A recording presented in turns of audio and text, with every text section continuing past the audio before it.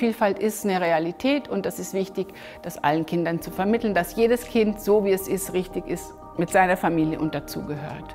Spielmaterial ist deshalb wichtig, damit alle Kinder sachlich richtige Botschaften über die Welt bekommen.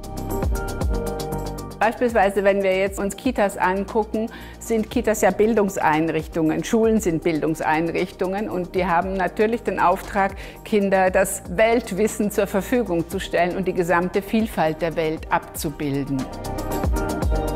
Spielmaterialien sind ein Medium, mit dem sich Kinder die Welt aneignen, indem sie nachspielen, was sie erleben in der Welt. Also Kinder schließen ja daraus, was in Spielmaterialien abgebildet ist, was zählt. Wenn nicht die gesamte Vielfalt abgebildet ist, dann bekommen Kinder, die mit ihren Vielfaltsaspekten, die sich nicht wiederfinden in den Materialien, die sich mit ihren Familien nicht wiederfinden, bekommen die Botschaft oder Kinder schließen daraus, das ist nicht so wichtig, das gehört nicht richtig dazu, weil wenn es wichtig wäre, würde es auftauchen. Also das Kind, das beispielsweise Arabisch mit seiner Familie spricht, taucht nicht auf in einem Sprachspiel. Also das ist die Botschaft, die die Kinder von sogenannten marginalisierten Gruppen bekommen. Also sie erleben noch einmal neu die Ausgrenzung.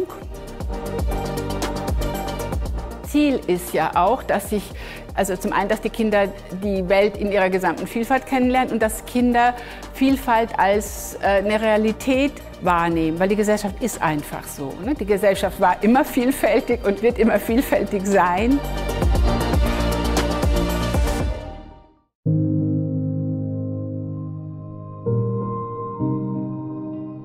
Behinderung ist ein Aspekt, der viel zu wenig auftaucht bei Spielmaterialien, sowohl in Puzzle als auch bei Puppen.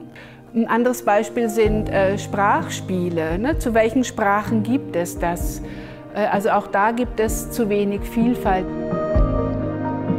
Menschen, die dem globalen Süden zugeordnet werden, ist es so, dass die häufig, wie soll ich sagen, aus der Zeit, also nicht in der Moderne dargestellt werden, ne, sondern mit traditioneller Kleidung. Aber die Leute tragen genauso Shorts, Mini-Kleider oder Jeans oder was auch immer. Also das ist auch wichtig.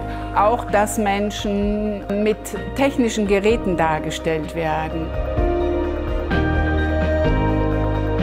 Wichtig ist bei der Auswahl sowohl für Eltern, Fachkräfte, Bezugspersonen von Kindern ist ja dieser diskriminierungssensible Blick. Also so zum einen zu gucken, ist die reale Vielfalt der Gesellschaft, ist die abgebildet in diesem Spiel oder ist es einseitig? Dann wäre zu gucken, dass es keine überzeichneten Merkmale gibt. Also oft sind Darstellungen abwertend, indem sie äußerliche Aspekte von Menschen überzeichnen. Über diese Spielmaterialien kommt eine gegengesetzte Botschaft, eine Botschaft, die sie stärkt. Ich bin richtig, ich gehöre dazu, weil ich auf diesem Puzzle abgebildet bin, so wie ich mit meiner Familie lebe.